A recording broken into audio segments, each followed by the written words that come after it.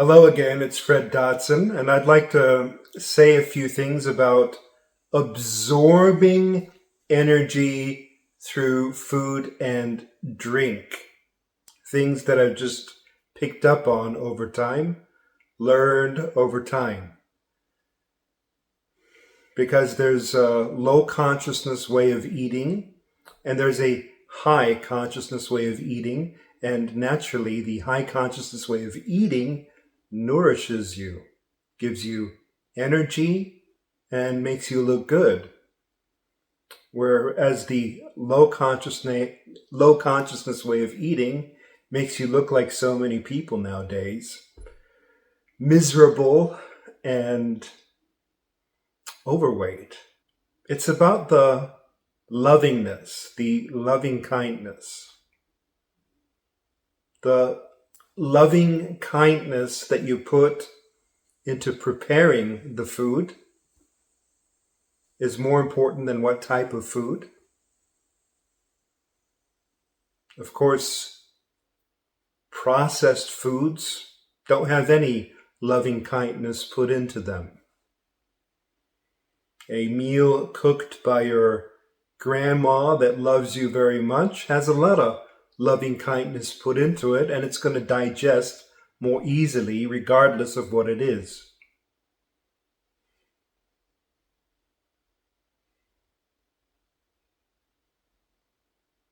So if I were in your position, I'd just wipe out processed foods altogether. And that includes most of what you find in a supermarket.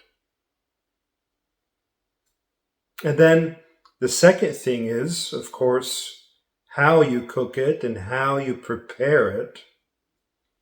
You can be lazy about it all, or you can put some attention into it.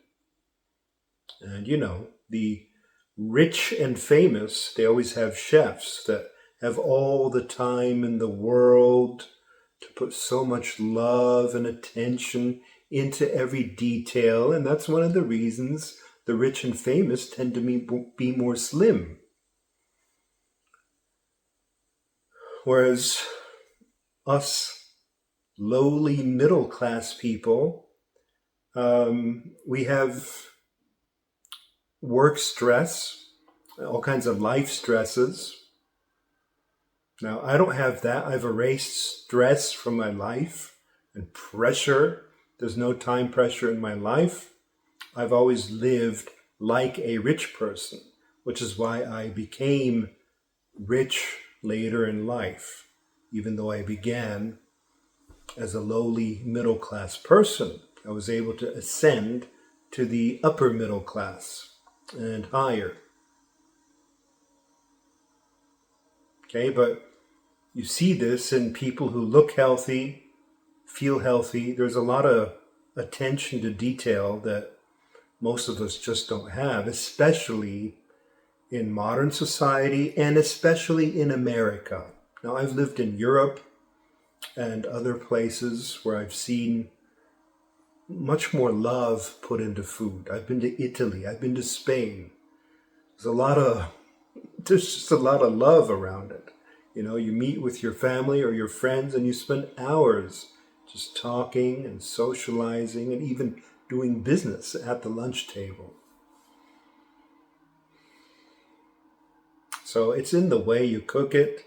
You can even speak over the food, speak goodness over the food. And that's actually the prayer part. People used to pray before they eat. And that's speaking blessings over food. Your word actually has power. And nowadays, people are like, well, I don't believe in these religious superstitions, but they're not religious superstitions. It's just the fact that you are an electromagnetic being and that your word is electricity. And the moment you bless it and pray over it, it goes into the food and makes the food more healthy. You could even be eating bad food or processed food or whatever. It's not going to harm you as much if you've spoken over it or prayed over it.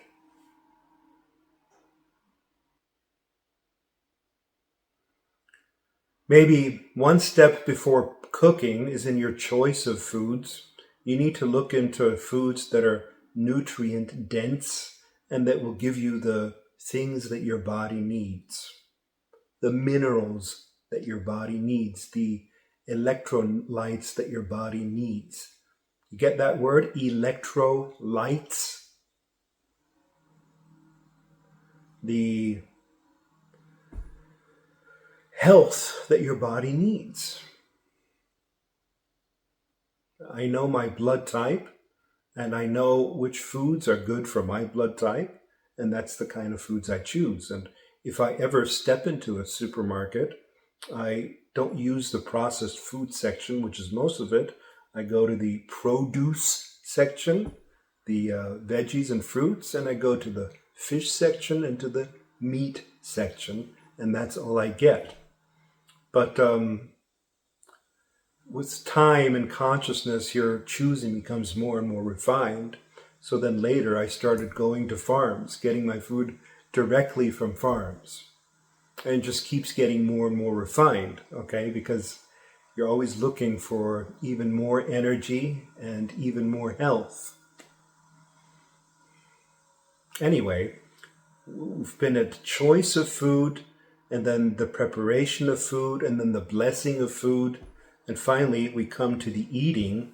And even there, we have certain habits that just don't work when it comes to higher energy. If you want to absorb the energy of the food, you need to chew it longer. Twice or 3 times longer than you normally chew.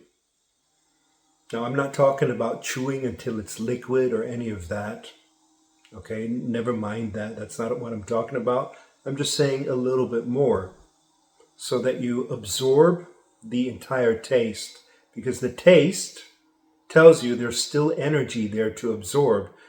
And what a lot of people do is they just swallow the whole lump without actually absorbing the energy through their mouth.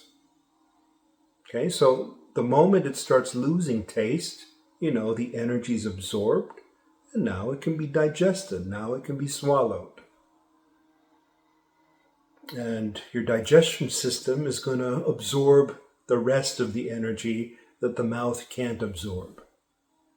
That's how it works. There's a life force, a consciousness, an energy. And that doesn't make sense to the so-called science, because the so-called science says there's no such thing as consciousness, spirit, energy, life force, whatever.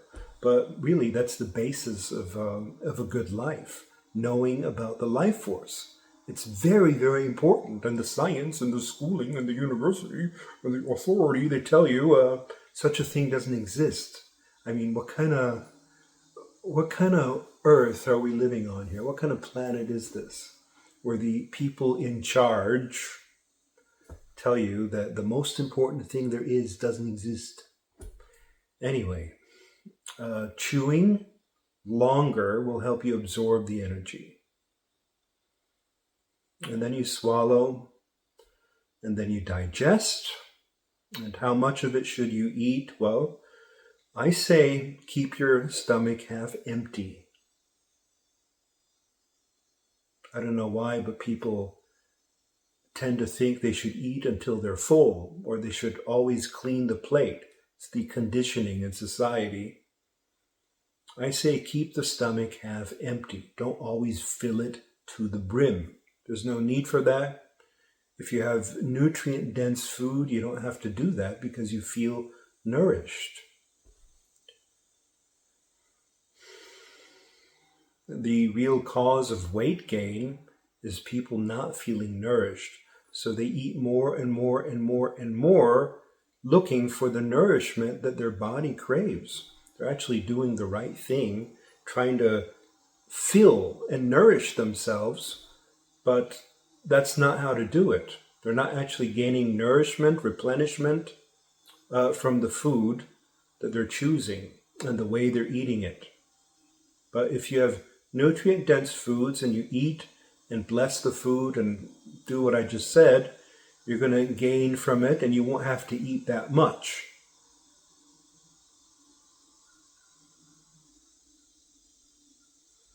And let me tell you one thing, meat is very healthy. Okay, if you do without meat, you don't gain the nutrition, the nourishment, the nutrients that you really need.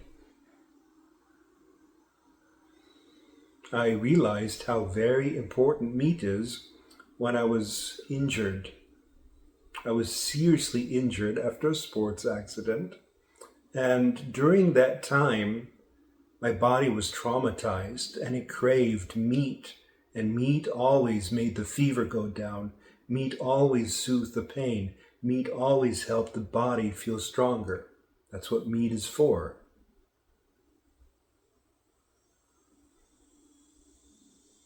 And if you say, well, that's negative, killing animals to eat is negative. If you look at nature, all of nature is that way. It's one animal eating the other. That's the way it's made. That's the purpose of nature. That's the cycle of life. And it looks brutal to us, but from a broader viewpoint, it's not. It's just the way things are. And there's a certain beauty to it.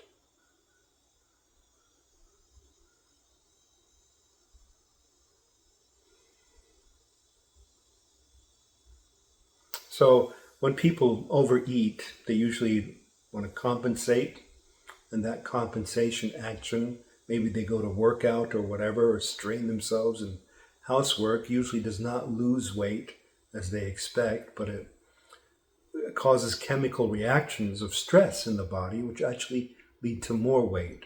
Actually, relaxing and breathing causes more weight loss than all this stress. All this, oh, I'm going to make up for it. So I say, if you're going to work out, if you're going to do sports, don't do it to lose weight. Do it for the joy of movement. It's a totally different motive. You need to check your motive. Check your motive before you do sports. Okay. Anyway, the overweight thing is about not finding the nutrients that you need, and therefore stuffing yourself. And food companies actually know this, and to make more profits, they support that. They support you getting fat and not getting nutrients. They support removing nutrients from foods so that you order more, eat more, have more. Okay, so you got to be a little aware of that. That's one thing to be aware of.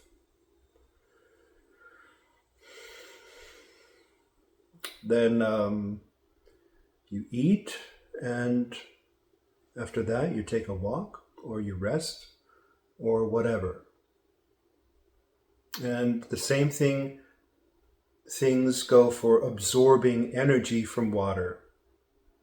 Okay, there's if you put water into plastic bottles, it loses energy, becomes stale, it becomes dead. I don't understand why everybody in this country where I live is drinking from plastic bottles. It's sat in the plastic bottle for weeks, and then it's just void of any nutrient because it gains its life force, there's that word again, its energy from passing through the air. The air is full of energy. That's what you know when you breathe. You can absorb a lot of energy through breathing, and water also breathes.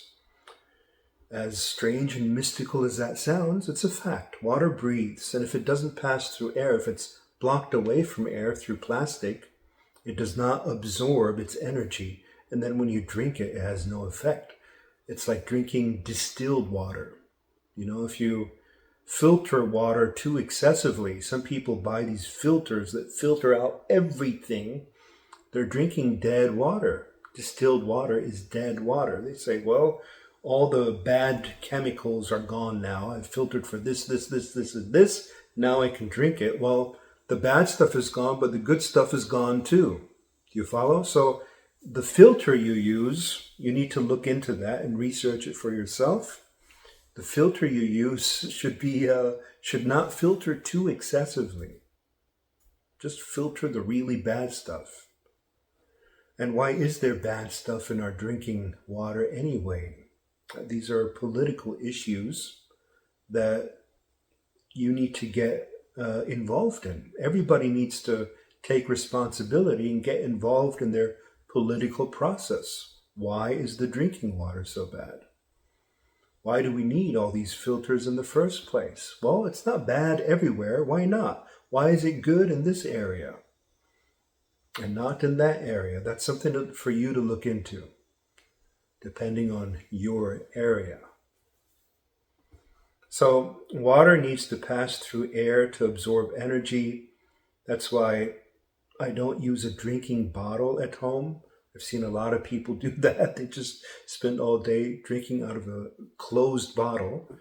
You want it in the air so that it absorbs energy. The only time I use a bottle is when I'm traveling, when I'm going to play tennis, for example. That's when I use a bottle because it's more practical. When I go for a drive, when I go to coaching, I use a bottle. But not a plastic bottle, because plastic completely blocks off the energy. The only thing you wrap in plastic is a corpse, if you don't want anything to get out, okay? And yes, it keeps things fresh, as they say, but not really. It only keeps them fresh physically, which is okay. You can keep things fresh physically for a while, but not spiritually. Spiritually, it cuts everything off.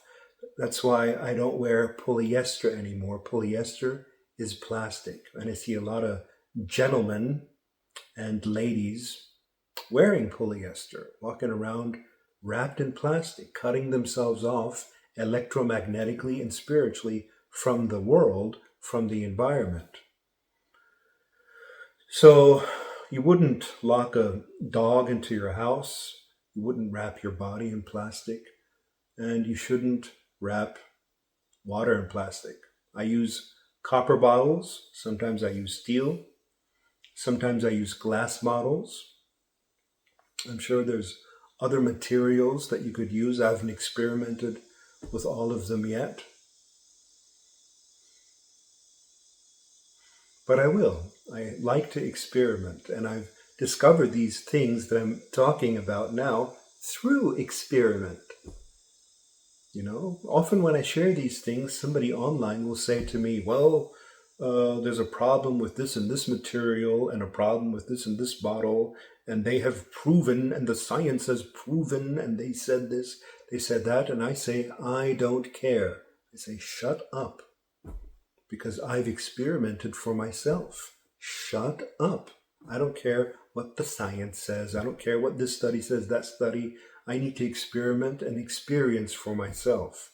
And I've found some wonderful, wonderful, wonderful things and products in my life through experimentation that if you look online, you'd think they're dangerous, they're evil, they're the toxic, but they're good.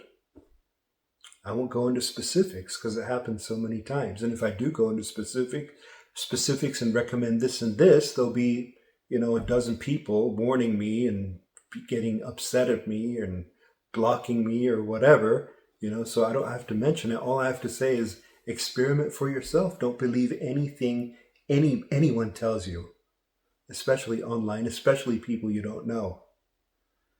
So you can absorb energy through food.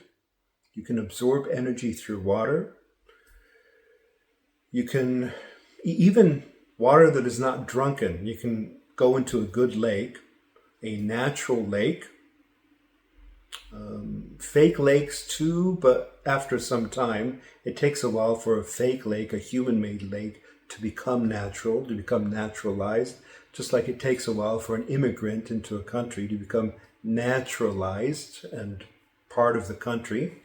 So it takes a while, but you go into a natural lake and you swim there and you get a lot of minerals, very, very healthy. And you can take it directly through the air, through breathing. And I've shared many breathing techniques, especially in the member video sections of my website. I have a whole course on breathing. And there's a lot online also on breathing, endless. Okay, any type of breathing, conscious breathing, you get energy, you absorb energy through the air. You absorb energy through good air, country air, mountain air, not necessarily city air anymore. And with all these mobile phone towers, we're not quite sure yet what the long-term effects are spiritually, and we just do it anyway. We set them up everywhere just for convenience. I'm not saying they're bad. I'm not saying they're hazardous. I'm saying, why do we set things like that up without testing first? It's just humans are strange people. Okay, let's set up all these frequencies. You are a frequency. We barely know that we are a frequency. So how are these frequencies going to affect our frequency? But that's a topic for another time. I just wanted to say there's certain ways to absorb energy from food, water, and air.